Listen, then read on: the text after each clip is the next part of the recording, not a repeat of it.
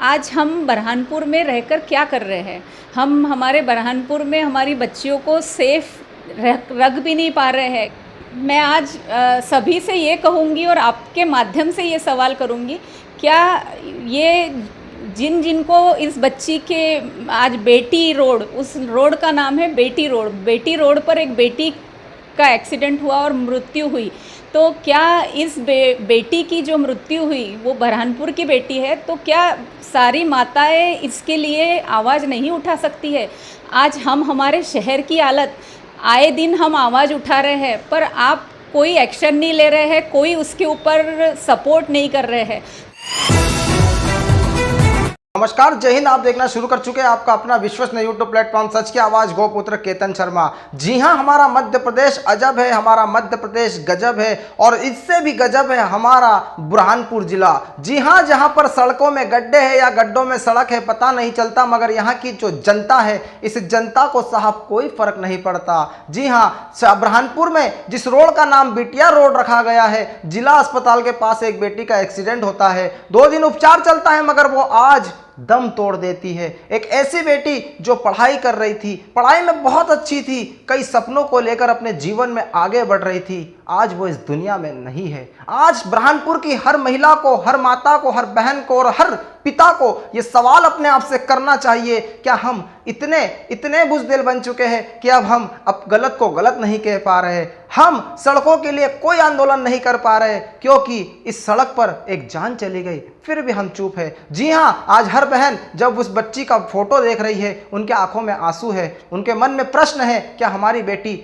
सुरक्षित है। जी हां, ये बेटी जिसका उपचार चल रहा था, परिवार वाले आज जब जिला अस्पताल पहुंचते हैं, सोचते हैं कि हम शव को रखकर यहां पर धरना दे, मगर प्रशासन पहुंचता है, धरना नहीं दिया जाता। पिता से जब हमने बात करी, पिता का कहना है कि बेटी जो है वो सड़कों के कारण अपनी जान को गंवा चुकी है। अब सवाल यह है कि आखिर ये हालत कब सुधरेंगे। कहीं गणेश जी जो है वो पलटी हो जा रहे हैं, टूट जा रहे हैं, क्योंकि कारण है सड़कें गंदी है, मगर जनता जो है वो चुप है, उन्हें कोई फर्क नहीं पड़ता। जी हां, ऊपर से नीचे तक हमारे जनप्रतिनिधि बैठे हैं, मगर इस विषय पर ध्यान कब देंगे, ये सवाल अब पैदा होता है। हमने पूर्व निगम अध्यक्ष गौरी दिनेश शर्मा से जब बात की, वो एक महिला है, कैसे इस मामले को देखती है, उन्होंने कहा जब हम परिषद में 10 साल पहले थे, जब भी हमने इन सड़कों के लिए आवाज़ उठाई थी, मगर आज तक ये सड़कें तस की नस बनी है। आज गौरी दिनेश शर्मा को आप जब सुनेंगे तो आपको लगेगा कि बुरहानपुर के हर महिला क्या सोच रही है। उनके आंखों में आंसू थे और वही सवाल थे कि क्या आज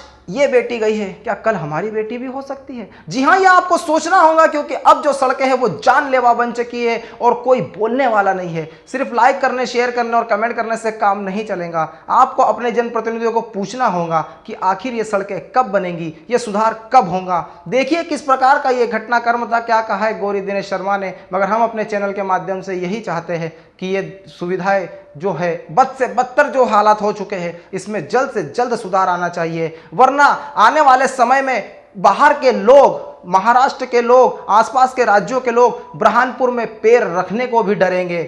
ये घटना बंद होना चाहिए। अगर आप नहीं जुड़े तो जुड़ जाइए, चैनल को सब्सक्राइब करिए, बेल आइकन की घंटी दबाइए ताकि आपको ऐसी लेटेस्ट खबरें देखने और सुनने को मिलती रहे। अगर आप खबर फेसबुक, इंस्टाग्राम पर देख रहे हैं तो हमारी पेज को फॉलो जरूर करें। सच की आवाज़ के लिए मैं केतन शर्मा, बुरहानपुर।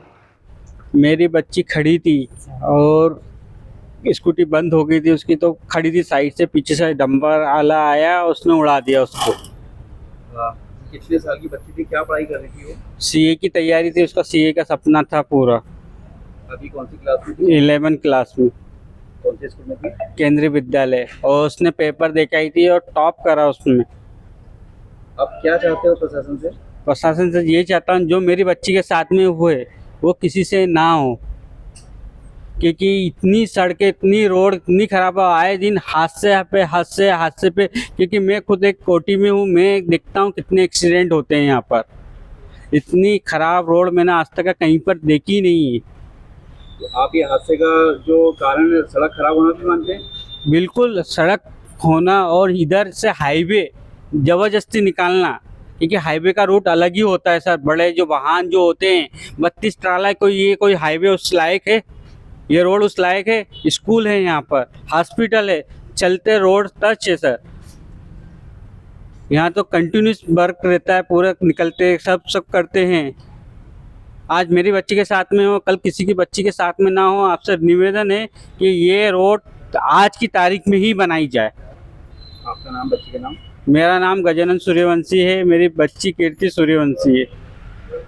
देखिए, मध्य प्रदेश सरकार पूरी बहुमत में सरकार है यहाँ पर। उसके बाद में यहाँ रोडों की हालत इतनी खस्ता हो गई कि आए दिन यहाँ पर ऐसे एक्सीडेंट हो रहे कि जान से ही लोग जा रहे हैं। यह घटना यहाँ पर जो हुई है, जिसमें इतनी टॉपर बालिका की मौत हो चुकी है, तो मैं शासन से निवेदन करूँगा कि इन गड्ढों को आज के आज में भरने की कृपा करें, अन्यथा हम यहाँ रोड को जाम करेंगे और जो होगा फिर उसका देखा जाएगा। ये दिल दहलाने वाली घटनाएं हैं। आज एक बच्ची जो अपने यानी 15-16 साल की बच्ची, और उसके भी बहुत सारे सपने रहते हैं, बहुत सारी उम्मीदें रहती है भविष्य को लेकर, और उसके माता पिता की भी बहुत सारी उम्मीदें और बहुत सारे सपने रहते हैं उस बच्ची को लेकर। पर ऐसा हादसा होना यानी बहुत दर्दनाक है। एक माँ के नाते बता रही हूँ कि ये बहुत सोच के रोंगटे खड़े करने वाला हादसा है। और ऐसा हादसा होने से मैं कहती हूँ कि आज हर माँ के मन में बहुत विचित्र वाले सवाल आए होंगे उस बच्ची का फ़ोटो देखकर। मैंने जब उस बच्ची का फ़ोटो देखा तो मुझे बहुत बुरा लगा। मैंने अपनी बच्चियों को पास में बुलाया और मुझे भी रोना आया, उनको भी रोना आया। मैं वो फीलिंग्स आपको बता नहीं पाऊँगी कैमरे के ऊपर, पर ये एक माँ के लिए बहुत दर्दनाक बात थी। और मैंने ये सोचा कि आज हम बरहानपुर में रहकर क्या कर रहे हैं। हम हमारे बरहानपुर में हमारी बच्चियों को सेफ़ रख भी नहीं पा रहे हैं, क्योंकि आपने मुझे बोला कि आप निगम अध्यक्ष थे तो क्या किया है उस समय से। तो मैंने कई बार आवाज़ उठाई है रोड के लिए, और मेरी पुरानी वीडियोस भी है, मैं आपको बता दूंगी। मैंने परिषद पर भी, ये जो किलर हाईवे है इसके लिए मैंने कई बार सवाल उठाए हैं, क्योंकि किलर हाईवे पर आए दिन एक्सीडेंट होते हैं। उस रोड को भी कब से सैंक्शन हुआ था, कई बार पैसे आकर चले गए पर उसको बनाया नहीं गया, और उसके ऊपर कई लोगों के घर उजड़े हैं, कई माता के लाल गए हैं, कई बेटियां अपने माता पिता से वंचित हुई है, कई महिलाएं विधवा हुई है। तो उस रोड के लिए भी मैंने कई बार आवाज़ उठाई थी। और आज मैंने यही सोचा कि आज हम कर क्या रहे हैं। मैं पुराने 10 साल पहले की बात कर रही हूँ, तो 10 साल से मैं रोड के लिए आवाज़ उठा रही हूँ, पर हमारे शहर की हालत सुधर नहीं रही है। मैं आज सभी से ये कहूँगी और आपके माध्यम से ये सवाल करूँगी, क्या ये जिनको इस बच्ची के आज बेटी रोड, उस रोड का नाम है बेटी रोड, बेटी रोड पर एक बेटी का एक्सीडेंट हुआ और मृत्यु हुई, तो क्या इस बेटी की जो मृत्यु हुई वो बरहानपुर की बेटी है, तो क्या सारी माताएं इसके लिए आवाज़ नहीं उठा सकती है। आज हम हमारे शहर की हालत, आए दिन हम आवाज़ उठा रहे हैं, पर आप कोई एक्शन नहीं ले रहे हैं, कोई उसके ऊपर सपोर्ट नहीं कर रहे हैं। तो आज क्या होगा। आज किसी और की बच्ची थी, कल किसी और की है, किसी की भी रह सकती है। ये बोलते हुए भी अच्छा नहीं लग रहा है मुझे। तो किसी की भी बच्चियाँ हो सकती है, कोई भी हो सकता है। तो हमने सबने मिलकर इसके लिए आवाज़ उठाना चाहिए।